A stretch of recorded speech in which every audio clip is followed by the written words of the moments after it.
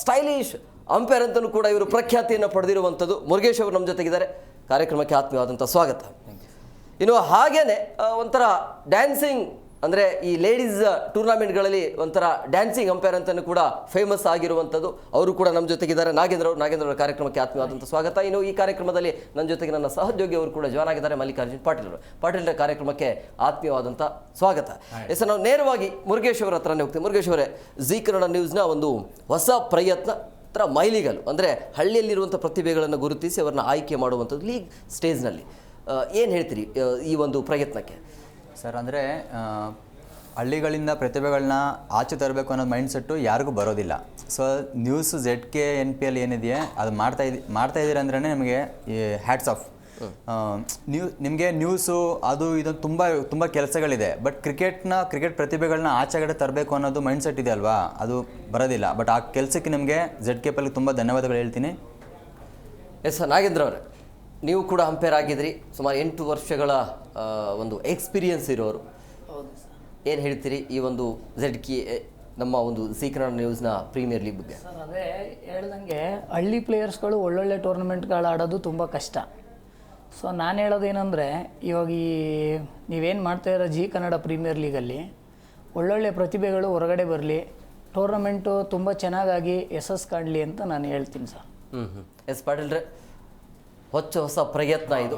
ಎಲ್ಲ ಪ್ರತಿಭೆಗಳಿಗೆ ಒಂದು ಗೊಂದಲ ಇರುತ್ತೆ, ಹೇಗೆ ಆಯ್ಕೆ ಪ್ರಕ್ರಿಯೆ ಹೇಗಿರುತ್ತೆ, ಇಡೀ ರಾಜ್ಯದಾದ್ಯಂತ ಪ್ರತಿಭೆಗಳನ್ನು ಗುರುತಿಸೋದು ಹೇಗೆ ಅಂತೇಳಿ. ಸೊ ಈ ಒಂದು ಪ್ರಯತ್ನ ನಮ್ಮ ಕಡೆಯಿಂದ ನಡೀತಾ ಇದೆ. ಆಯ್ಕೆ ಪ್ರಕ್ರಿಯೆ ಹೇಗಿರುತ್ತೆ ನೋಡಿ? ಜೀ ಕನ್ನಡ ನ್ಯೂಸ್ ಕೊಡ್ತಾ ಇರುವಂಥ ವೇದಿಕೆ ಇದು ಸಾಮಾನ್ಯದಲ್ಲ ಖಂಡಿತವಾಗ್ಲು. ಯಾಕೆಂದರೆ ಅನೇಕ ಟೂರ್ನಮೆಂಟ್ಗಳನ್ನು ನಾವು ನೋಡಿದ್ದೀವಿ. ಓಕೆ, ನಾವು ಕೂಡ ಅನೇಕ ಟೂರ್ನಮೆಂಟ್ಗಳನ್ನು ಆಡಿದ್ದೀವಿ. ಬಟ್ ಒಂದು 25 ತಂಡ 30 ತಂಡ ಇರುತ್ತೆ. ಆದರೆ ಈ ಒಂದು ಟೂರ್ನಮೆಂಟ್ ಇದೆಯಲ್ಲ, ಇದು ಇಡೀ ಕರ್ನಾಟಕದ ತಾಲೂಕಾದ್ಯಂತ ಎಲ್ಲ ಪ್ರತಿಭೆಗಳಿಗೂ ಕೂಡ ಅವಕಾಶವನ್ನು ಕೊಡ್ತಾ ಇದೆ. ಒಂದೇನು ಅಂತಂದರೆ, ಪ್ರತಿಯೊಬ್ಬ ಹಳ್ಳಿಗಳಲ್ಲೂ ಕೂಡ ಒಬ್ಬ ಪ್ರತಿಭಾನ್ವಿತ ಆದಂಥ ಆಟಗಾರ ಇದ್ದೇ ಇರ್ತಾರೆ. ನೋಡಿ, ಆತ ತುಂಬ ಒಳ್ಳೆ ಬೌಲರ್ ಆಗಿರ್ತಾರೆ, ಒಬ್ಬ ಬ್ಯಾಟ್ಸ್ಮನ್ ಆಗಿರ್ತಾರೆ, ಇಲ್ಲ ಆಲ್ರೌಂಡರ್ ಆಗಿರ್ತಾರೆ, ಒಬ್ಬ ಫೀಲ್ಡರ್ ಆಗಿರ್ತಾರೆ. ಅಂಥವ್ರಿಗೆ ಜೀ ಕನ್ನಡ ನ್ಯೂಸ್ ಒಂದು ಒಳ್ಳೆ ವೇದಿಕೆ ಕೊಡ್ತಾ ಇದೆ. ತಮ್ಮ ಪ್ರತಿಭೆಯನ್ನು ರಾಜ್ಯ ಮಟ್ಟದಲ್ಲಿ ತೋರಿಸಿಕೊಳ್ಳುವಂತಹ ಒಂದು ಒಳ್ಳೆಯ ವೇದಿಕೆ ಇದು. ಪ್ರತಿಯೊಂದು ತಾಲೂಕಿನಾದ್ಯಂತ ಹಳ್ಳಿ, ಗ್ರಾಮ ಅಥವಾ ಒಂದು ನಗರ, ಇವೆಲ್ಲವೂ ಕೂಡಿ ನಿಮ್ಮ ಪ್ರತಿಭೆ ಏನಿದೆಯಲ್ಲ ಅದನ್ನು ನೀವು ಕೊಡುವಂಥ ಒಂದು ವೇದಿಕೆ. ನೋಡಿ, ಇದು ಕೇವಲ ಜಸ್ಟ್ ಏನೋ ಒಂದು ಟೂರ್ನಮೆಂಟ್ ಮಾಡ್ತಾ ಇದ್ದೀವಿ, ಕರ್ಕೊಂಬರ್ತೀವಿ, ಆಡಿಸ್ತೀವಿ ಅಂತ ಹಾಗೇನಿಲ್ಲ. ಇಲ್ಲಿ ಪ್ರೊಫೆಷ್ನಲ್ ಅಂಪೈರಿಂಗ್ ಇರುತ್ತೆ, ಲೈವ್ ಚಾನಲ್ ಅಂದರೆ ನೀವು ಏನು IPL ನೋಡ್ತಾ ಇರ್ತೀರಲ್ಲ ಆ ಥರ ಲೈವ್ ಸ್ಟ್ರೀಮಿಂಗ್ ಇರುತ್ತೆ. ನಿಮ್ಮ ಹೆಸರುಗಳು, ಆ ಸ್ಕೋರ್ ಬೋರ್ಡು, ಪ್ರತಿಯೊಂದು ಬಾಲು, ನಿಮ್ಮ ವೈಯಕ್ತಿಕ ವಿವರಗಳು ಪ್ರತಿಯೊಂದನ್ನು ಕೂಡ ಲೈವ್ ಸ್ಟ್ರೀಮಿಂಗಲ್ಲಿ ನೀವು ಮನೇಲಿ ಕೂತ್ಕೊಂಡು ನೀವು ಆಡೋದನ್ನು ನಿಮ್ಮ ಗ್ರಾಮ, ನಿಮ್ಮ ತಾಲೂಕು, ನಿಮ್ಮ ಎಲ್ಲ ಸಂಬಂಧಿಕರು ಕೂಡಿ ನೋಡಿ ಎಂಜಾಯ್ ಮಾಡುವಂಥ ಒಂದು ಪ್ರೊಫೆಷ್ನಲ್ ಕ್ರಿಕೆಟನ್ನು ಇಲ್ಲಿ ನೀವು ನೋಡ್ಬೋದು. ಇನ್ನೊಂದು ಏನು ಅಂತಂದರೆ, ಇಲ್ಲಿ ಕೇವಲ ಜಸ್ಟ್ ಕ್ರಿಕೆಟ್ ಆಡಿಸ್ತೀವಿ ಹಾಗೆ ಹೀಗೆ ಅನ್ನುವಂಥದ್ದಲ್ಲ. ಈ ಕ್ರಿಕೆಟ್ ದುಡ್ಡುಗೋಸ್ಕರನೂ ಅಲ್ಲ, ನಾವು 60 ಲಕ್ಷ ರೂಪಾಯಿ ಬಹುಮಾನ ಕೊಡ್ತಾ ಇದ್ವಿ ಅಂತ ಅಲ್ಲ. ನೀವು ನಿಮ್ಮ ಮುಂದಿನ ಭವಿಷ್ಯ ನೋಡಿ. ಒಬ್ಬ ಆಟಗಾರನಿಗೆ ಇದಕ್ಕಿಂತ ದೊಡ್ಡ ವೇದಿಕೆ ಏನಿದೆ? ಅನೇಕ ಆಟಗಾರರು ಎಲೆಮರೆಕಾಯಿ ಅಂತ ಆಡ್ತಾರೆ, ತಮ್ಮ ಗ್ರಾಮಗಳನ್ನು ಪ್ರತಿನಿಧಿಸ್ತಾರೆ, ಅಥವಾ 4-5 ಟೂರ್ನಮೆಂಟ್ಗಳನ್ನು ಆಡ್ತಾರೆ, ಮತ್ತು ಅವರವರು ಪ್ರೊಫೆಷ್ನಲ್ಗೆ ಹೋಗಿಬಿಡ್ತಾರೆ. ಬಟ್ ಇಲ್ಲಿ ನೀವು ಸಕ್ಸಸ್ ರೇಟ್ನ ತೆಗೆದುಕೊಳ್ಬೋದು, ಇದರಿಂದ ಮುಂದಿನ ಹಂತಕ್ಕೆ ಹೋಗ್ಬೋದು, ಬೇರೆ ಬೇರೆ ಕಡೆಗೆ ನಿಮ್ಗೆ ದೊಡ್ಡ ಅವಕಾಶಗಳು ಕೂಡ ಸಿಗ್ಬೋದು. ಆತನನ್ನು ದೊಡ್ಡ ವೇದಿಕೆ ಕಳಿಸುವಂಥ ಪ್ರಯತ್ನವನ್ನು ಜೀ ಕನ್ನಡ ನ್ಯೂಸ್ ಇಲ್ಲಿ ಮಾಡ್ತಾ ಇದೆ. ಇನ್ನೊಂದು ಏನು ಅಂತಂದರೆ, ಆ ಗ್ರಾಮದ ಆಯ್ಕೆಗಳು ಹೇಗಾಗುತ್ತೆ ಅನ್ನೋದನ್ನು ನೀವು ಲೈವ್ ಸ್ಟ್ರೀಮಿಂಗಲ್ಲಿ ಈಗ ನಿಮಗೆ ಬರ್ತಾ ಇದೆ ನಮ್ಮ ಫೋನ್ ನಂಬರು, ಅದಕ್ಕೆ ನೀವು ಕಾಲ್ ಮಾಡಿ. ಇನ್ನು 2-3 ದಿನದಲ್ಲಿ ಅದನ್ನು ತುಂಬ ವಿವರವಾಗಿ ನಿಮ್ಗೆ ಹೇಳ್ತೀವಿ, ಯಾವ ಥರ ಆಯ್ಕೆ ಮಾಡ್ಕೊಳ್ತೀವಿ, ಆಮೇಲೆ ನಿಮ್ಮ ತಾಲೂಕಿನಲ್ಲಿ ಯಾವಾಗ ಆಟ ಆಡಿಸ್ತಾ ಇದ್ದೀವಿ, ಆಮೇಲೆ ನಿಮ್ಮ ಆಯ್ಕೆ ಯಾವ ಥರ ನಡೆಯುತ್ತೆ, ಇದೆಲ್ಲವೂ ಕೂಡ ನಿಮಗೆ ಅಲ್ಲಿ ನಾವು ವಿವರವನ್ನು ಕೊಡ್ತೀವಿ. ಮತ್ತು ಇನ್ನೊಂದೇನೆಂದರೆ, ಇದು ಒಂದು ಅಂತಾರಾಷ್ಟ್ರೀಯ ಮಟ್ಟದಲ್ಲಿ ಯಾವ ಥರ ಕ್ರಿಕೆಟ್ ಆಡ್ತಾರಲ್ವಾ ಅದೇ ಥರ ಒಂದು ಟೀಮ್ನ ರೆಡಿ ಮಾಡಿ, ಒಂದು ಪ್ರೊಫೆಷ್ನಲ್ ಟೀಮ್ನ ರೆಡಿ ಮಾಡಿ, ಅದಕ್ಕೊಬ್ಬರು ಫ್ರ್ಯಾಂಚೈಸಿನ ಇಟ್ಟು ಆ ಆಟಗಾರರಿಗೆ ಎಲ್ಲ ಸೌಲಭ್ಯಗಳನ್ನು ಕೊಟ್ಟು ಆ ರೀತಿಯಾಗಿ ಆಡುವಂಥ ಒಂದು ಆಟ. ಯಾವುದೋ ಒಂದು ಟೂರ್ನಮೆಂಟಲ್ಲಿ ಈಗ ಒಂದು 25-30 ಟೀಮ್ಗಳು ಇರೋದಿಲ್ಲ.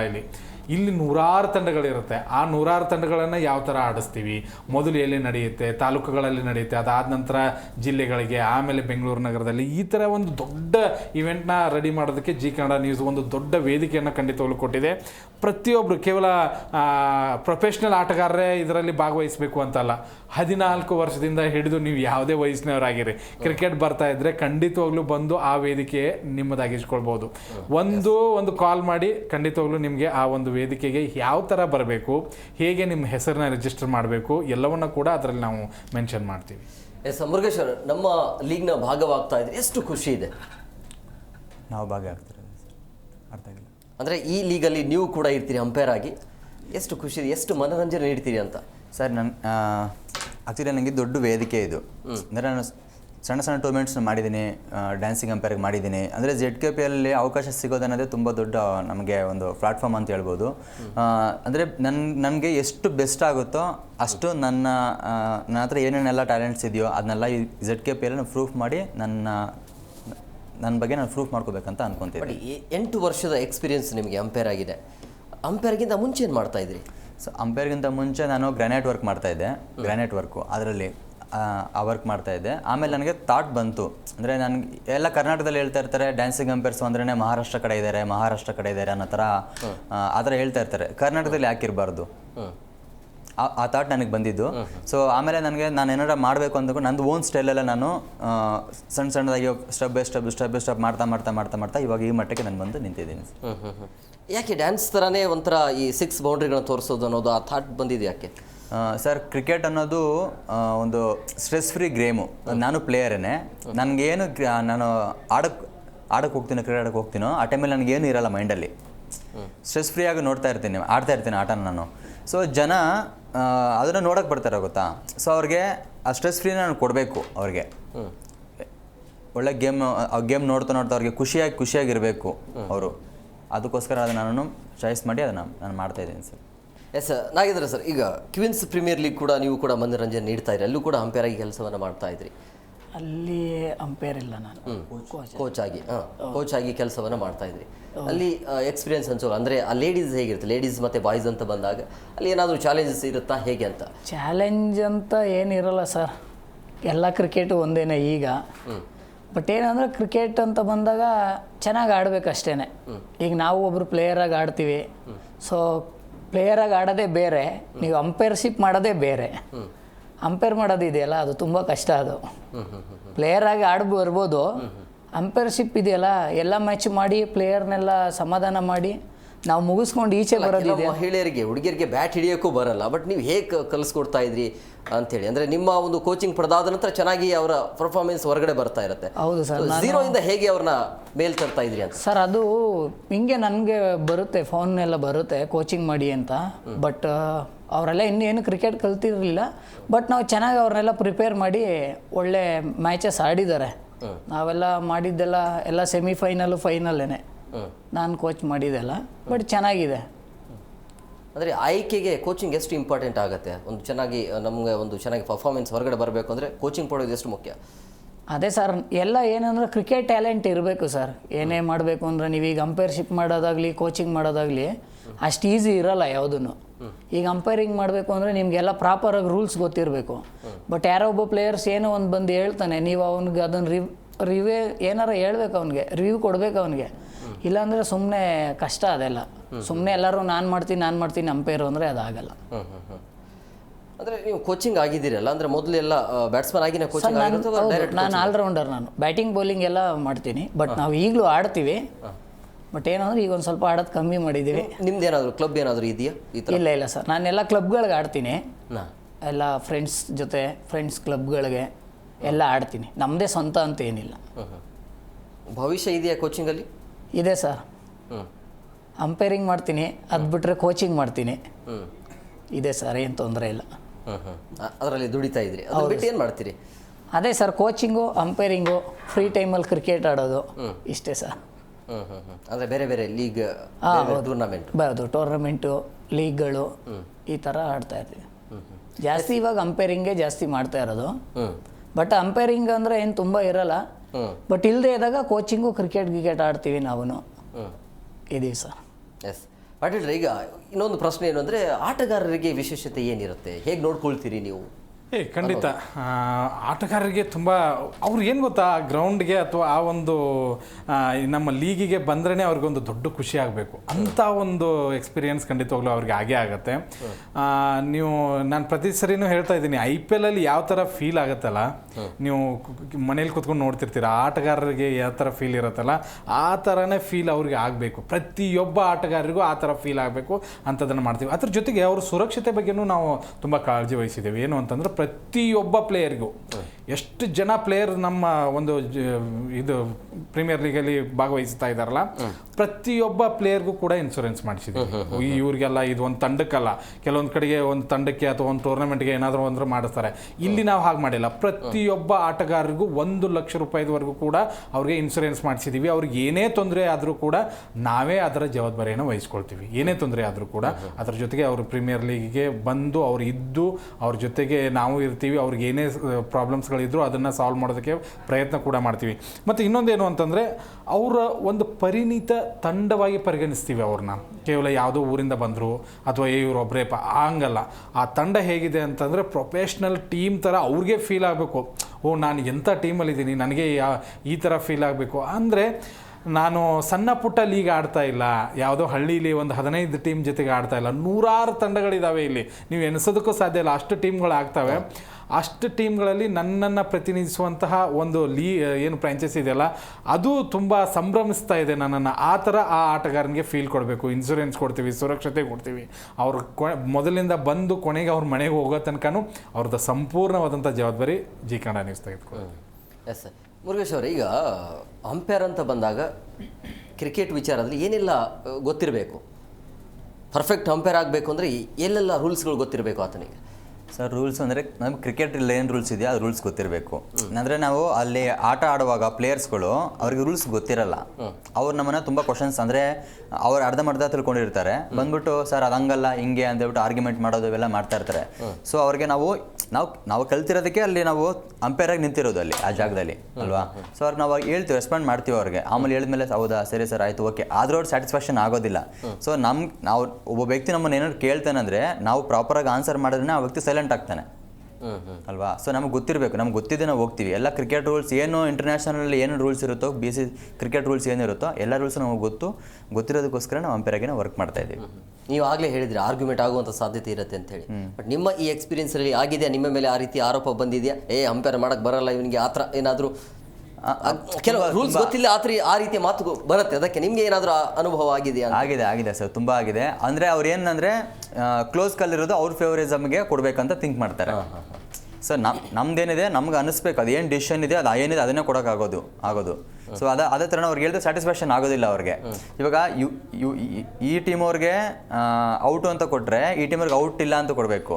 ಸೊ ಅದೆಲ್ಲ ಇಲ್ಲ, ನಮ್ಮದು ಡಿಸಿಷನ್ ಏನಿದೆ ನಾವು ಕರೆಕ್ಟಾಗಿ ಕೊಡ್ತೀವಿ, ಅದು ಕರೆಕ್ಟಾಗಿ ಅದು ಡಿಸಿಷನ್ ಇರುತ್ತೆ. ಮಾತ್ರ ತುಂಬ ಆಗಿದೆ ಸರ್, ಆರ್ಗ್ಯುಮೆಂಟ್ಸ್ ಅನ್ನೋದು ತುಂಬ ಆಗಿದೆ. ಸೊ ಏನಂದರೆ ಲೈವ್ ಇರುತ್ತೆ, ಅದರಲ್ಲಿ ನಾವು ಚೆಕ್ ಮಾಡ್ಕೊಂಡು ಡಿಸಿಷನ್ ಏನಿದೆ ಕರೆಕ್ಟಾಗಿ ಕೊಡ್ತೀವಿ. ಅದ್ರಲ್ಲಿ ಅವ್ರ ಮೊಬೈಲ್ಗಳಲ್ಲೇ ಚೆಕ್ ಮಾಡ್ಕೋಬೋದು. ಲೈವ್ ಹೋಗ್ತಾ ಇರುತ್ತಲ್ಲ ಮೊಬೈಲ್ಗಳಲ್ಲಿ ಚೆಕ್ ಮಾಡ್ಕೋಬೋದು ಅವರು. ಸೊ ನಮಗೇನು ಸ್ವಲ್ಪ ಕಷ್ಟ, ಲೈವ್ ಇದ್ರೆ ಕಷ್ಟ ಅನ್ಸೋದಿಲ್ಲ. ಲೈವ್ ಇಲ್ಲ ಅಂದ್ರೆ ತುಂಬ ಕಷ್ಟ ಆಗೋದು. ನಾಗೇಂದ್ರ ಸರ್, ಈಗ ಸಹಜವಾಗಿ ನೀವು ಕೋಚ್ ಆಗಿದ್ರಿ. ಕೋಚಲ್ಲಿ ಒಳ್ಳೆ ತರಬೇತಿ ಪಡೆದು ಒಳ್ಳೆ ಆಟಗಾರ ಆಗಬೇಕು ಅಂದರೆ ಡಿಸಿಪ್ಲಿನ್ ಹೇಗಿರಬೇಕು? ಏನಿಲ್ಲ ಸರ್, ಒಬ್ಬ ಕೋಚ್ ಏನು ಹೇಳ್ತಾನೆ ಅದನ್ನು ಕೇಳ್ಕೊಂಡು ಹೋದರೆ ಒಳ್ಳೆ ಪ್ಲೇಯರ್ ಆಗ್ಬೋದು ಅಂತ ನನ್ನ ಅಭಿಪ್ರಾಯ. ಹೇಗೆ ಮೊದಲ ಹಂತದಿಂದ ಎಲ್ಲಿಂದ ಶುರು ಮಾಡಬೇಕು? ಎಲ್ಲಿಂದ ಅಂತೇನಿಲ್ಲ ಸರ್, ಬೇಸಿಕ್ ಏನಿರುತ್ತೆ ಕ್ರಿಕೆಟ್ ಬೇಸಿಕ್ಕು, ಸೊ ನಾವು ಅಲ್ಲಿಂದ ಮಾಡಿದ್ರೆ ಸೊ ಒಳ್ಳೆ ಪ್ಲೇಯರ್ ಆಗ್ಬೋದು. ಒಳ್ಳೆ ಪ್ಲೇಯರ್ ಆಗೋದಕ್ಕೆ ಯಾವ ಏಜ್ ಸೂಕ್ತ? ಎಲ್ಲಿಂದ ಶುರು ಮಾಡಬೇಕು ಕ್ರಿಕೆಟ್ ಅಂತ? ಕ್ರಿಕೆಟ್ ಅಂದರೆ ಸರ್ ಅದೇ ಮಾಮೂಲಿ ಬೇಸಿಕ್ ಕ್ರಿಕೆಟ್ ಏನಿರುತ್ತೆ, ಫಿಟ್ನೆಸ್ಸು, ಪ್ರಾಕ್ಟೀಸು ಈ ಥರ ಇದ್ದರೆ ಎಲ್ಲ ಆರಾಮಾಗಿ ಪ್ಲೇಯರ್ ಆಗ್ಬೋದು. ಅಂದರೆ ಸ್ಕೂಲಿಂದನಾ ಅಥವಾ ಕಾಲೇಜಿಂದ? ಈಗ ನನಗೆ ಒಂದು 28-27 ಏಜ್ ಆಗಿದೆ, ಈಗ ನಾನು ಕ್ರಿಕೆಟ್ ಬಂದರೆ ನನಗೆ ಭವಿಷ್ಯ ಇದೆಯಾ, ಅಥವಾ ಸುಮ್ಮನೆ ನಾನು ಟೂರ್ನಮೆಂಟ್ ಆಡಬಹುದಾ ಅನ್ನೋದು, ಅಥವಾ ನೀವು ಚಿಕ್ಕವರಿದ್ದಾಗಲೇ ನಿಮಗೆ ಆ ಕ್ರಿಕೆಟ್ ಬಗ್ಗೆ ಆಸಕ್ತಿ ಇತ್ತು ಅಂದರೆ ಅಟ್ಲೀಸ್ಟ್ ಮುಂದಿನ ಹೆಜ್ಜೆಗಳು ಇಡಬಹುದು, ಆ ರೀತಿ ಏನಾದರೂ ಇದೆಯಾ? ಈಗಿನ ಕ್ರಿಕೆಟ್ ಎಲ್ಲ ಹೇಳಬೇಕು ಅಂದರೆ ಸರ್, ಚಿಕ್ಕಿದ್ರಿಂದನೇ ಪ್ರಾಕ್ಟೀಸ್ ಮಾಡಬೇಕು. ಚಿಕ್ಕ ವಯಸ್ಸಿಂದನೇ ಪ್ರಾಕ್ಟೀಸ್ ಮಾಡಿದ್ರೆ ಅದಕ್ಕೊಂದು ಇದು. ಈಗ ನೀವೆಲ್ಲ ಪ್ರಾಕ್ಟೀಸ್ ಮಾಡಿ ಆಡ್ತೀನಿ ಅಂತಂದ್ರೆ ಅದೇ ನೀವು ಹೇಳ್ದಂಗೆ ಆರಾಮಾಗಿ ಟೂರ್ನಮೆಂಟ್ ಆಡ್ಕೊಂಡು ಇರ್ಬೋದು. ಸೊನ್ನೆ ಎಂಟರ್ಟೈನ್ಮೆಂಟ್ ಅಂತ. ಹೌದು, ಸೊನ್ನೆ ಮನರಂಜನೆಗಾಗಿ ಆಡ್ಬೋದು. ಬಟ್ ಅದರಿಂದ ಜೀವನ ರೂಪಿಸ್ಕೊಳ್ಳೋದು ತುಂಬ ಕಷ್ಟ ಇದೆ. ಬಟ್ ಏನು ಅಂದರೆ ಅದೇ ಚಿಕ್ಕ ವಯಸ್ಸಿಂದನೇ ಕ್ರಿಕೆಟ್ ಆಡಿ ಒಂದು ಏಜ್ ಹಂತದಲ್ಲಿ ಒಳ್ಳೆ ಬೆಳವಣಿಗೆ ಬಂದರೆ ಕ್ರಿಕೆಟಿಂದ ಮುಂದೆ ಫ್ಯೂಚರ್ ಇರುತ್ತೆ. ಇನ್ನೊಂದು ಪ್ರಶ್ನೆ, ಈ ಸ್ಪೋರ್ಟ್ಸ್ ಕ್ರಿಕೆಟ್ ಯಾಕೆ ಬೇಕು ಅಂತ ಕೇಳಿದ್ರೆ ಕೆಲವರು ಹಳ್ಳಿಗಳಲ್ಲಿ, ಈಗ ಪಾಟೀಲ್ ಸರ್ ಹೆಂಗಿರ್ತದೆ ಹಳ್ಳಿಗಳಲ್ಲಿ, ಯಾಕೆ ಬೇಕಿದಿಲ್ಲ ಆಡಕ್ಕೆ, ಆಡ್ತೀನಿ ಇದರಿಂದ ಏನು ಸಿಗತ್ತೆ ಅಂತೇಳಿ. ಈಗ ಈ ಕ್ರಿಕೆಟ್ ಎಲ್ಲಿ ತನಕ ಹೋಗಿದೆ ಅನ್ನೋದು ಹಳ್ಳಿಗಳಿಗೆ ಇದುವರೆಗೂ ಕೂಡ ಗೊತ್ತಿಲ್ಲ. ಯಾಕೆ ಆಡಬೇಕು ಅಂತ ಹೇಳ್ತಾರೆ ಸರ್. ಅಂದರೆ ಅವಾಗ ಹೇಳ್ತಾ ಇದ್ರು ಆ ಥರ, ಇವಾಗೆಲ್ಲ ಟೆಕ್ನಾಲಜಿ ಎಲ್ಲ ತುಂಬ ಇದೆ, ಎಲ್ಲರಿಗೂ ಗೊತ್ತಿದೆ ಕ್ರಿಕೆಟ್ ಆಡಿದ್ರೆ ದುಡ್ಡಿದೆ ಅಂತ. ಸೊ ಇವಾಗ ನೀವು ಟೆನ್ನಿಸ್, ಈಗ ನೀವೇ ಜಿ ಕನ್ನಡ ಪ್ರೀಮಿಯರ್ ಲೀಗ್ ನೋಡಿ, 60 ಲಕ್ಷ ಇದೆ ಪ್ರೈಜು, ಚಾಂಪಿಯನ್ ಟೀಮ್ಗೆ 60 ಲಕ್ಷ. ಹೌದು. ಈಗ ಎಲ್ಲ ಟೋಟಲ್ ಓವರಾಲ್ ಏನಿದೆ 60 ಲಕ್ಷ ಅದಿದೆ ಅಲ್ವಾ, ದುಡ್ಡಿದೆ ಅಂತ. ಈಗ ಎಲ್ಲ ಪ್ಲೇಯರ್ಸು ನಾನು ಆಡ್ತೀನಿ ಅಂತ ಎಲ್ಲ ನೀವೆಲ್ಲರೂ ಒಂದು ಫಾರ್ಮ್ ಫಿಲ್ ಮಾಡಿ ನಮಗೂ ಹೇಳಿ ನಾವು ಆಡ್ತೀವಿ ಅಂತ ಜನ ಹಿಂದೆ ಇದ್ದಾರೆ. ಬಟ್ ಅವಾಗ ನಮ್ಮ ಮನೆಗಳಲ್ಲೂ ಬೈತಾ ಇದ್ರು, ನೀನು ಯಾಕೆ ಕ್ರಿಕೆಟ್ ಆಡ್ತೀಯ ಅಂತ. ಈಗ ನನಗನ್ನಿಸ್ತದೆ, ನಮ್ಮ ತಂದೆ ಅವರೇ ಹೇಳ್ತಾ ಇದ್ರು, ಏನು ಕ್ರಿಕೆಟ್ ಆಡ್ತೀಯ ನೀನು ಅಂತ. ನಮ್ಮ ತಾಯಿ ಎಲ್ಲ ಯಾವತ್ತೂ ಕೇಳಿಲ್ಲ, ಅವ್ರಿಗೆ ಗೊತ್ತಿತ್ತು ಚೆನ್ನಾಗಿ ಆಡ್ತಾನೆ. ಎಲ್ಲ ಫ್ರೆಂಡ್ಸ್ ಎಲ್ಲ ಬಂದು ನಮ್ಮ ಮನೆ ಹತ್ರ ಕರ್ಕೊಂಡೋಗಿ, ಆವಾಗ ಚಿಕ್ಕ ಏಜಲ್ಲೆಲ್ಲ ಸಖತ್ತ ಕ್ರಿಕೆಟ್ ಆಡ್ತಿದ್ದೆ. ನಮ್ಮ ತಂದೆಗೆ ಮಾಮೂಲಿ ಗೊತ್ತಲ್ಲ, ಅವರು ಯಾರು ತಂದೆಗಳು ಅಯ್ಯೋ ಬೇಡ ಅಂತ ಬೈತಾಯಿದ್ರು ನನಗೆ. ಬಟ್ ಏನು ಅಂದರೆ ಇವಾಗ ಈಗಿನ ಜನ್ರೇಷನಲ್ಲಿ ಕ್ರಿಕೆಟ್ ಆಡಿದ್ರೆ ತುಂಬ ಫ್ಯೂಚರ್ ಇದೆ. ಬಟ್ ನೀವು ಚಿಕ್ಕ ಏಜಿಂದ ಆಡಬೇಕು. ಲೆದರ್ ಆಗಿರ್ಬೋದು, ಟೆನ್ನಿಸ್ ಆಗಿರ್ಬೋದು, ಎಲ್ಲ ಆಡಿದ್ರೆ ಫ್ಯೂಚರ್ ಇದೆ ಇವಾಗ. ಬಟ್ ಒಳ್ಳೆ ಪ್ಲೇಯರ್ ಆಗ್ಬೇಕು ಸರ್. ಇಷ್ಟು ಬೇಗ ನೀವು ಯಾಕೆ ಈಗ ಕೋಚಿಂಗ್ ಆಯ್ಕೆ ಮಾಡಿಕೊಂಡು ನೀವು ಆಟಗಾರರಾಗಿರ್ಬಹುದಾಗಿತ್ತಲ್ಲ? ಸರ್ ನಾನು ಆಡಿದ್ದೀನಿ, ಆಯ್ತಲ್ಲ, ಏಜ್ ಆಯ್ತಲ್ಲ ಸರ್, 35 ಆಯ್ತಲ್ವಾ, ಎಕ್ಸ್ಪೀರಿಯನ್ಸ್ ಮೇಲೆ ಕೋಚಿಂಗ್ ಆಗ್ತಾ ಇದ್ದೀರಿ. ಹೌದು. ನೀವೇನೇ ಕೋಚಿಂಗ್ ಮಾಡಬೇಕು, ಏನೇ ಎಂಪೈರಿಂಗ್ ಮಾಡಬೇಕು ಅಂದರೆ ನಿಮ್ಮ ಪ್ರಾಪರ್ ಕ್ರಿಕೆಟ್ ರೂಲ್ಸ್ ಗೊತ್ತಿರಬೇಕು. ಈಗ ಒಬ್ಬ ಕೋಚ್ ಅಂತ ನನ್ನ ಹತ್ರ ನೀವು ಬರ್ತೀರ ಅಂದರೆ ನೀವು ಕೇಳೋದನ್ನ ನಾನು ಹೇಳೋಕ್ಕಾದ್ರೂ ಗೊತ್ತಿರಬೇಕಲ್ವಾ. ಈಗ ಒಂದು ಅಂಪೈರಿಂಗ್ ನಾನು ಒಳಗಡೆ ಹೋಗ್ತೀನಿ ಅಂದರೆ ಎಷ್ಟು ಕ್ವಶನ್ ಮಾಡ್ತಾರೆ ಪ್ಲೇಯರ್ಸ್ ಎಲ್ಲ, ಅವ್ರನ್ನೆಲ್ಲ ನಾವು ಆನ್ಸರ್ ಮಾಡಬೇಕು ಅವ್ರಿಗೆ. ಸುಮ್ಮನೆ ಅಂಪೈರ್ ಆಗಿ ನಿಂತ್ಕೊಳ್ಳೋದು ತುಂಬ ಕಷ್ಟ. ಕೋಚಿಂಗ್ ಡಿಪಾರ್ಟ್ಮೆಂಟ್ ಬಂದಾಗ ಅಷ್ಟೇ. ಕೋಚಿಂಗ್ ಚಾಲೆಂಜ್ ಇದೆಯಾ? ತುಂಬ ಚಾಲೆಂಜ್ ಇದೆ ಸರ್. ಈಗ ಹುಡುಗರೆಲ್ಲ ಬರ್ತಾರೆ ಅಂತಂದರೆ ಒಂದು ವರ್ಷ 2 ವರ್ಷ ನಿಮ್ಮ ಹತ್ರ ಕೋಚಿಂಗ್ ಇದ್ದಾರೆ ಅಂದರೆ ನೀವು ಅವ್ರನ್ನೇನ ಇಂಪ್ರೂವ್ ಮಾಡಿರ್ಬೇಕಲ್ವಾ. ಏನು ಮಾಡಿದೆ ಸುಮ್ಮನೆ 1 ವರ್ಷ 2 ವರ್ಷ ನಿಮ್ಮ ಜೊತೆಲೇ ಇದ್ದರೆ ಆವಾಗ ಅವ್ರು ಏನು ಮಾಡ್ತಾರೆ, ಇವ್ನು ಯಾರೋ ಸರಿ ಇಲ್ಲ ಅಂದ್ಬಿಟ್ಟು ಬೇರೆ ಕಡೆ ಹೋಗ್ತಾರೆ. ಕರೆಕ್ಟ್ ಅಲ್ವಾ? ಕರೆಕ್ಟ್. ಎಸ್ ಪಾಟೀಲ್ ಸರ್, ಈ ಫ್ರಾಂಚೈಸಿಗಳ ಆಯ್ಕೆ ಆದ್ಯತೆ ಅವರಿಗೆ ಯಾವ ರೀತಿಯಾಗಿ ನೋಡ್ಕೊಳ್ಳುವಂಥ ವ್ಯವಸ್ಥೆ ಇರುತ್ತೆ? ಆಟಗಾರರು ಹೇಗೆ ಇರ್ತಾರೆ ಅಲ್ಲಿ? ಫ್ರಾಂಚೈಸಿಗಳ ವ್ಯವಸ್ಥೆ ಯಾವ ರೀತಿಯಾಗಿರುತ್ತೆ? ಖಂಡಿತ ನೋಡಿ, ಫ್ರ್ಯಾಂಚೈಸಿಗಳಿಗೆ Zee Kannada news premier league ಒಂದು ರೆಡ್ ಕಾರ್ಪೆಟ್ ಸ್ವಾಗತ ಕೋರ್ತಾ ಇದ್ವಿ. ಬನ್ನಿ ಈ ತಂಡಗಳನ್ನ ಖರೀದಿ ಮಾಡಿ ಅಂತ ಹೇಳಿ. ಖಂಡಿತವಾಗ್ಲೂ ಅವ್ರಿಗೆ ಮಾತ್ರ ಒಂದು ಬೇರೆ ಸ್ಥಾನನೇ ನಾವು ಕೊಡ್ತೀವಿ. ಅವರು ಯಾವತ್ತೂ ಫೀಲ್ ಆಗಿರಬಾರ್ದು ಅಂಥ ಒಂದು ಒಳ್ಳೆ ಫೀಲ್ ಖಂಡಿತವಾಗ್ಲೂ ಅವ್ರಿಗಿರುತ್ತೆ. ಪ್ರತಿ ಮ್ಯಾಚ್ಗೂ ಮುಂಚೆ ಫ್ರ್ಯಾಂಚೈಸಿಗಳ ಪರಿಚಯ ಇರುತ್ತೆ. ಅವರ ಏನು, ಅವ್ರ ಪ್ರೊಫೆಷ್ನಲ್ ಏನು, ಅವರ ವ್ಯಕ್ತಿತ್ವ, ಅವ್ರು ಏನು ಮಾಡ್ತಾ ಇದ್ದಾರೆ, ಅದರ ಬಗ್ಗೆ ಎಲ್ಲ ಪ್ರತಿಯೊಂದು ಪರಿಚಯವನ್ನು ಅವ್ರಿಗೆ ಕೊಡ್ತೀವಿ. ಮತ್ತು ಉದ್ದೇಶ ಏನು ಈ ಒಂದು ಫ್ರ್ಯಾಂಚೈಸಿ ಬಗ್ಗೆ, ಮತ್ತು ಅವರ ಅನುಭವಗಳು ಏನೇನಿತ್ತು, ಹಳೆಯ ಅನುಭವಗಳು, ಅಲ್ಲಿ ಏನೇನಾಯಿತು, ಮತ್ತು ಕಾಮೆಂಟ್ರಿ ಮಾಡ್ತಿರ್ತಾರಲ್ಲ ಆ ಫ್ರ್ಯಾಂಚೈಸಿ ಬಗ್ಗೆ, ಆ ಒಂದು ಸಂಸ್ಥೆ ಬಗ್ಗೆ, ಆ ಒಬ್ಬ ವ್ಯಕ್ತಿಗಳ ಬಗ್ಗೆ, ಅವ್ರ ಬಗ್ಗೆ ಖಂಡಿತವಾಗ್ಲೂ ಪ್ರಸಾರವನ್ನು ನಾವು ಮಾಡ್ತೀವಿ. ಫ್ರ್ಯಾಂಚೈಸಿಗಳಿಗೆ ಏನು ಅಂತಂದರೆ ಈ ಆಟಗಾರರ ಆಯ್ಕೆಗೆ ಎಷ್ಟು ನಾವು ಮಹತ್ವ ಕೊಟ್ಟಿದ್ದೇವೋ ಅದಕ್ಕಿಂತ ಡಬಲ್ ಮಹತ್ವ ಈ ಫ್ರ್ಯಾಂಚೈಸಿಗಳಿಗೆ ಕೊಟ್ಟಿದ್ದೀವಿ. ಬರಬೇಕು ಎಲ್ಲ ಫ್ರ್ಯಾಂಚೈಸಿಗಳು ಆಟಗಾರರನ್ನ ಹುಮ್ಮಸ್ ಮಾಡಬೇಕು ಅಂತಂದರೆ ಫ್ರ್ಯಾಂಚೈಸಿಗಳು ಹೆಚ್ಚಿನ ಪ್ರಮಾಣದಲ್ಲಿ ನಮ್ಮ ಜಿ ಕನ್ನಡ ಪ್ರೀಮಿಯರ್ ಲೀಗ್ನ ಸೇರಿಕೊಳ್ಬೇಕು. ಖಂಡಿತವಾಗ್ಲೂ ಅವ್ರು ಬರ್ತಾರೆ ಅನ್ನುವಂಥ ವಿಶ್ವಾಸವೂ ಇದೆ. ಮತ್ತು ಇನ್ನೊಂದೇನು ಅಂತಂದರೆ ನಮ್ಮ ಟೂರ್ನಿಗೂ ಮತ್ತು ಈ ಸಣ್ಣ ಸಣ್ಣ ಟೂರ್ನಮೆಂಟ್ಸ್ಗಳಿಗೆ ಏನು ವ್ಯತ್ಯಾಸ, ಇದು ಕೆಲವೊಬ್ಬರಿಗೆ ಒಂದು ದೊಡ್ಡ ಯಕ್ಷ ಪ್ರಶ್ನೆ ಆಗಿದೆ.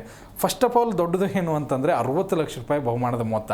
ನೋಡಿ, ಇಡೀ ಕರ್ನಾಟಕದಲ್ಲಿ ಇಷ್ಟೊಂದು ದೊಡ್ಡ ಪ್ರಮಾಣದಲ್ಲಿ ಯಾರು ಇಷ್ಟು ಬಹುಮಾನವನ್ನು ಯಾರೂ ಕೊಟ್ಟಿಲ್ಲ ಅಂತ ನಾನು ಅಂದ್ಕೊಂಡಿದ್ದೀನಿ, ಗೊತ್ತಿಲ್ಲ ನನಗೆ. ಬಟ್ ಇಷ್ಟರ ಮಟ್ಟಿಗೆ ದೊಡ್ಡ ಪ್ರಮಾಣದಲ್ಲಿ ಇದೆ ಅಂತ ಅಂದಾಗ ಖಂಡಿತವಾಗ್ಲೂ ನಮಗೆ ಎಷ್ಟು ಕಾಲ್ಸ್ ಬರ್ತಾ ಇದೆ ಅಂತಂದರೆ ದಿನಕ್ಕೆ 100 ಕಾಲ್ಸ್ಗಳು ಬರ್ತಾ ಇದ್ದಾವೆ, ವಿಚಾರಿಸ್ತಾ ಇದ್ದಾರೆ ಹೇಗೆ ಆಯ್ಕೆ ಮಾಡ್ತೀರಾ ಹೇಗೆ ಅಂತ ಹೇಳಿ. ನೋಡಿ, ಪ್ರತಿಯೊಂದು ಫ್ರ್ಯಾಂಚೈಸಿಗಳು ಕೂಡ ಆಟಗಾರರನ್ನು ಸೆಲೆಕ್ಟ್ ಮಾಡ್ಕೊಳ್ತಾರೆ ಅವರ ವೈಯಕ್ತಿಕ ಆಟವನ್ನು ನೋಡಿ. ಪ್ರತಿಯೊಂದು ತಾಲೂಕುಗಳಿಂದನೂ ಕೂಡ ಪ್ರತಿಯೊಂದು ಹಳ್ಳಿ ಎಲ್ಲಿಂದನೂ ಕೂಡ ನೀವು ಬರ್ಬೋದು. ಬಟ್ ಆ ಒಂದು ಆಯ್ಕೆ ಸಮಿತಿ ಯಾವ ಥರ ನಿಮ್ಮನ್ನು ಆಯ್ಕೆ ಮಾಡಿಕೊಳ್ತೆ ಅನ್ನೋದ್ರ ಮೇಲೆ ಅದರ ಡಿಪೆಂಡ್ ಆಗಿರುತ್ತೆ. ಫ್ರ್ಯಾಂಚೈಸಿಗಳು ನಿಮ್ಮನ್ನು ಆಯ್ಕೆ ಮಾಡಿಕೊಳ್ತಾರೆ. ಬಟ್ ಪ್ರತಿಯೊಬ್ಬ ಆಟಗಾರರಿಗೂ ಕೂಡ ಒಂದು ಸುರಕ್ಷತೆ ಇದೆ, ಇನ್ಶೂರೆನ್ಸ್ ಇದೆ, ಹೊಸ ಅನುಭವ ಇದೆ. ಅದರ ಜೊತೆಗೆ ನೀವು ಒಂದು ಫ್ರ್ಯಾಂಚೈಸಿಗೆ ಆಡ್ತೀರಾ, ಅದು ದೊಡ್ಡದು. ಮತ್ತು ನೀವು ಗೆದ್ದರೆ ಅಥವಾ ಅಲ್ಲಿ ತನಕನೂ ಬಂದರೆ ಒಂದು ದೊಡ್ಡ ಬಹುಮಾನ ಇದೆ. ಬೇರೆ ಬೇರೆ ಟೂರ್ನಮೆಂಟ್ಸ್ಗಳಲ್ಲಿ ಏನಾಗುತ್ತೆ, ಒಂದು 4 ದಿನದ ಟೂರ್ನಮೆಂಟು ಲೀಗ್ ಆಡಿಸ್ತಾರೆ, ಸೂಪರ್ 8 ಆಡಿಸ್ತಾರೆ, ಸೆಮಿಫೈನಲ್ ಆಡಿಸ್ತಾರೆ. ಬಟ್ ಇಲ್ಲಿ ಹಾಗಲ್ಲ. ಇಲ್ಲಿ ಪ್ರೊಫೆಷ್ನಲ್ ಆಗಿ ಆ ಒಂದು ತಂಡಗಳ ರಚನೆ ಮಾಡ್ತಾರೆ. ಮುಂದಿನ ಹಂತಗಳು ಯಾವುದು ಅದನ್ನೆಲ್ಲವೂ ಕೂಡ ನಿಮಗೆ ಕಾಲ್ ಮಾಡಿದಾಗ ನಾವು ಇನ್ನು 2-3 ದಿನದಲ್ಲಿ ಆ ಥರದ ಪೂರ್ತಿಯಾದಂಥ ವಿವರವನ್ನು ನಿಮ್ಗೆ ಕೊಡ್ತೀವಿ. ಕಾಲ್ ಮಾಡಿ ಅಷ್ಟೇ, ವಿವರ ಮಾಡಿ. ಈಗ ಸ್ಕ್ರೀನಲ್ಲಿ ನಿಮ್ಗೇನು ನಂಬರ್ ಕಾಣ್ತಾ ಇಲ್ಲ, ಅದನ್ನು ಕಾಲ್ ಮಾಡಿ ನಾವು ನಿಮಗೆ ಪ್ರತಿಯೊಂದು ಮಾಹಿತಿಯನ್ನು ಕೊಡ್ತೀವಿ. ಮುರುಗೇಶ್ ಅವರು, ಈಗ ಒಂದು ಪ್ರಶ್ನೆ ಏನು ಅಂತ ಹೇಳಿದ್ರೆ 4, 6 ಮತ್ತು ವಿಕೆಟ್ ಹೋದಾಗ ಎಲ್ಲ ಬಾಲ್ಗಳನ್ನು ನೀವು ಮನರಂಜಿಸ್ತೀರ, ಡ್ಯಾನ್ಸಿಂಗ್ ಮುಖಾಂತರ ಅದನ್ನು ತೋರಿಸ್ತೀರಿ. ಈ ಎನರ್ಜಿ ಎಲ್ಲಿಂದ ಬರುತ್ತೆ ನಿಮಗೆ ಅಂದರೆ ಪ್ರತಿಯೊಂದು ವಿಕೆಟ್ ಹೋದ್ರೂ ಆಯಿತು, ವೈಡ್ ಹೋದ್ರೂ ಕೂಡ ಅದು ಡಿಫ್ರೆಂಟ್ ಸ್ಟೈಲು, ವಿಕೆಟ್ ಹೋದಾಗ ಕ್ಯಾಚ್ ಹಿಡಿದಾಗ ಪ್ರತಿಯೊಂದು ಬಾಲು ಕೂಡ ಆ ಎನರ್ಜಿ ಎಲ್ಲಿಂದ ಬರುತ್ತೆ ಅಂತ? ಸರ್ ಎನರ್ಜಿ ಅಂದ್ರೇ ಊಟ ಮಾಡಿದ್ರೆ ಎನರ್ಜಿ ಬರುತ್ತೆ, ಓಕೆನಾ ಸರ್? ನಾನು ಆ ಡಿಸಿಷನ್ ನಂದು ಏನಂದರೆ ನನ್ನ ಮೈ ಒಳಗಡೆ ಎಷ್ಟು ಎನರ್ಜಿ ಇದೆಯೋ ಅಷ್ಟು ಎನರ್ಜಿನ ನಾನು ಅಂದರೆ 6-4 ಮುಖಾಂತರ ಜನರನ್ನ ಎಂಟರ್ಟೈನ್ಮೆಂಟ್ ಮಾಡಬೇಕು ಅನ್ನೋದು ನನಗೆ ಮೈಂಡ್ಸೆಟ್ಟಲ್ಲಿರುತ್ತೆ. ಸೊ ಅಲ್ಲಿಂದ ನನಗೆ ಎನರ್ಜಿ ಬರುತ್ತೆ. ಈಗ ನಾನೊಂದು ಕ್ವಶನ್ ಕೇಳಬೇಕು ಅಂದ್ಕೊಂಡಿದ್ದೆ. ಅಂಪೈರಿಂಗ್ ಈಗ ಬೌಂಡ್ರಿ ಹೋಯ್ತು, ಅದು ಒಂದೇ ಸ್ಟೈಲ ಹಿಂಗೆ ಹೋಗ್ತಾ ಹಿಂಗೆ ಮಾಡೋದು? ಆ ಬೌಂಡ್ರಿ ತೋರಿಸೋದ್ರಲ್ಲಿ ವಿವಿಧ ಸ್ಟೈಲ್ಗಳಿದಾವ, ಸಿಕ್ಸರ್ ತೋರಿಸೋದ್ರಲ್ಲಿ ಬೇರೆ ಬೇರೆ ಸ್ಟೈಲ್ಗಳಿದಾವ, ಅಥವಾ ಒಂದೇ ಸ್ಟೈಲ್ನ ಪ್ರತಿ ಸರಿ ತೋರಿಸ್ತೀರಾ ಹೇಗೆ? ಇಲ್ಲ ಸರ್, ನನ್ನ ಹತ್ರ ನಾನು ಒಂದೊಂದು ಡಿಸಿಷನ್ ಅಂದ್ರೆ ವೈಡ್ಗೆ ಒಂದು 4 ಥರ, 6ಗೆ ಒಂದು 4 ಥರ, 4ಗೆ ಒಂದು 4 ಥರ ಡಿಫ್ರೆಂಟ್ ಮಾಡ್ತೀನಿ. ಅದನ್ನ ನೀವೇ ಕಲಿತೀರಾ ಅಥವಾ ಎಲ್ಲಾದ್ರೂ ನೋಡಿ? ಇಲ್ಲ ಸರ್, ನಾನು ಏನ್ ಮಾಡ್ತೀನೋ ನಾನು ಯಾರ್ದು ಕಾಪಿ ಮಾಡಿಲ್ಲ ನಾನು. ಸೊ ನಾನಾಗೆ ಓನ್ ಆಗಿ ಮಾಡಬೇಕು ನಾನು ಅನ್ನೋ ಥರ ಮೈಂಡ್ ಸೆಟ್ ಅಲ್ಲಿ ಯಾವ ಥರ ಮಾಡ್ಬೋದು ಅಂತ ನಾನು ಯೋಚನೆ ಮಾಡ್ತಾ ಇರ್ತೀನಿ. ಯೋಚನೆ ಮಾಡ್ಕೊಂಡು ಅದ್ರ ಮುಖಾಂತರ ಡಿಸಿಷನ್ಗಳನ್ನ ಕೊಡ್ತೀನಿ ನಾನು. ಅದನ್ನ ಕಲಿತೀರಾ ನೀವು ಅಥವಾ ಕಲಿಯೋದಕ್ಕೆ ಏನಾದರೂ ಪ್ರಯತ್ನ ಪಡ್ತೀರಾ ಅಥವಾ ಹೆಂಗೆ ಕಲಿತೀರಾ ಅಂತ? ಅಂದ್ರೆ ಈ ತರ ಮಾಡೋಣ, ಇದು ಬೌಂಡ್ರಿ ಅಲ್ಲಲ್ಲ. ಈಗ ಒಂದು ಹೊಸದಾಗಿ ಈಗ 4 ಥರ ಇದೆ ಅಂತ ಅಂದ್ರಿ, ಈಗ ಬೇರೆದು ಇನ್ನೊಂದು ಡಿಫ್ರೆಂಟ್ ಆಗಿ ಕಲಿಬೇಕು ಅಂತಂದ್ರೆ ಓಕೆ ಈ ತರ ಮಾಡಿದ್ರೆ ನಂಗೆ ಚೆನ್ನಾಗಿರುತ್ತೆ ಅಂತ ಮೊದಲೇ ಪ್ರಿಪೇರ್ ಆಗಿ ಹೋಗಿ ಗ್ರೌಂಡ್ ಅಲ್ಲಿ ಮಾಡ್ತೀರಾ? ಮೈಂಡ್ ಅಲ್ಲಿ ಪ್ರಿಪೇರ್ ಆಗಿರ್ತೇನೆ, ಏನಿದ್ರು ಮಾಡೋದೆಲ್ಲ. ಇನ್ನೊಂದು ಪ್ರಶ್ನೆ ಏನು ಅಂದ್ರೆ, ಈಗಿನ ಕಾಲದಲ್ಲಿ ಹುಡುಗರು ಪಕ್ಕದಲ್ಲಿ ಇರೋರ್ನ ಮಾತಾಡ್ಸಕ್ಕೆ ಒಂಥರ ಮುಜುಗರ ಪಡ್ತಾರೆ. ಅಂಥದ್ರಲ್ಲಿ ನೀವು ಈ ವಿಭಿನ್ನ ಶೈಲಿಯನ್ನ ತೋರಿಸಿ ನಿಮ್ಗೆ ಮುಜುಗರ, ನಾಚಿಕೆ ಆಗಲ್ವಾ? ಎಲ್ಲರೂ ಇರ್ತಾರೆ. ಇಲ್ಲ ಸರ್, ಆ ಥರ ನನಗೇನು ಅನ್ಸೋದಿಲ್ಲ ನನಗೆ. ಬಟ್ ಕೆಲವೊಬ್ಬರಿಗೆ ಇವಾಗ ಒಬ್ಬರಿಗೆ ಒಂಥರ ಪ್ರೊಫೆಷನಲ್ ಅಂದರೆ ಅಫಿಷಿಯಲ್ಸ್ ಅಂತ ಇದ್ದಾಗ ಏನು ಹಿಂಗಾಡ್ತಾರೆ, ಅವ್ರು ಆ ಥರ ತಗೊಳ್ತಾರೆ, ಬೇರೆಯವ್ರಿಗೆ ಇಷ್ಟ ಆಗುತ್ತೆ. ಸೊ ಯಾರಿಗೆ ಇಷ್ಟ ಆಗುತ್ತೆ ಇಷ್ಟ ಆಗಲ್ಲ ಅನ್ನೋದು ನನಗೆ ಬೇಕಾಗಿಲ್ಲ. ನನಗೇನು ಇಷ್ಟ ಆಗುತ್ತೆ ಅದನ್ನು ಮಾಡ್ತೀನಿ. ರೀಚ್ ಆಗಿದೆ. ಇವಾಗ ನಾನು ಅಂಪೈರಿಂಗ್ ಏನು ಮಾಡ್ತೀನಿ ಮಾಡಿಬಿಟ್ಟು ಆಚೆ ಹೋದಾಗ ಬಂದು ನನ್ನ ಕೈ ಕೊಡ್ತಾರೆ, ಗೊತ್ತಾ ಸರ್ ಸೂಪರ್ ಆಗಿ ಮಾಡಿದ್ರಿ. ಸೊ ಅಂದರೆ ನಂದು ಏನು ಪರ್ಫಾರ್ಮೆನ್ಸ್ ಇದೆ ಆ ಪರ್ಸನ್ಗೆ ರೀಚ್ ಆಯಿತು, ಆ ಮನಸ್ಸು ಖುಷಿ ಪಡ್ತು. ಸೊ ನನ್ನ ಇಂಟೆನ್ಷನ್ ಮೊನ್ನೆ ಮೀಡಿಯಾ ಪ್ರೀಮಿಯರ್ ಲೀಗ್ ಅಲ್ಲಿ ಇವರೇ ಇದ್ರಲ್ಲ, ತುಂಬಾ ಚೆನ್ನಾಗಿ ಮಾಡಿದ್ರು. ನಾವು ಫಸ್ಟ್ ಅಂಪೈರ್ಗೋಸ್ಕರ 6 ಹೊಡಿರಿ ಅಂತ ನಾವು ಚಿರಾಡ್ತಾ ಇದ್ದೀವಿ. Thank you sir, thank you very much 3 ಜನಕ್ಕೆ ಎಷ್ಟೊತ್ತು ಕಾರ್ಯಕ್ರಮಕ್ಕೆ ಜಾಯ್ನ್ ಆಗಿದ್ದಕ್ಕೆ. ಎಸ್ ಸರ್, ನೋಡಿದ್ರಲ್ಲ ವೀಕ್ಷಕರು, ಈಗ ZKNPL ಅಂದ್ರೆ Zee Kannada news premier league ಏನೇನೋ ಆರಂಭ ಆಗುತ್ತೆ. ಬಟ್ ಈಗ ಕೊನೆ ಹಂತದ ಸರ್ಕಸ್ ನಡೀತಾ ಇರುವಂಥದ್ದು. ಸೊ ನಿಮಗೂ ಕೂಡ ಆಸಕ್ತಿ ಇದ್ದರೆ ಖಂಡಿತವಾಗಿ ಕೂಡ ನಾವು ನಂಬರ್ ಕೊಟ್ಟಿರ್ತೀವಿ, ಆ ನಂಬರ್ಗೆ ಕರೆ ಮಾಡಿ ನೀವು ಕೂಡ ರಿಜಿಸ್ಟ್ರೇಷನ್ ಮಾಡ್ಕೊಳ್ಬಹುದು ಏನು ಎತ್ತ ಅಂತೇಳಿ ಅವರು ಎಲ್ಲ ಮಾಹಿತಿಯನ್ನು ಕೊಡ್ತಾರೆ. ಇದಾಗಿತ್ತು ಇವತ್ತಿನ ವಿಶೇಷ. ಮತ್ತಷ್ಟು ಅಪ್ಡೇಟ್ಸ್ಗಾಗಿ ನೋಡ್ತಾ ಇರಿ ಜಿ ಕನ್ನಡ ನ್ಯೂಸ್, ಸತ್ಯವೇ ಸುದ್ದಿಯ ಜೀವಾಳ.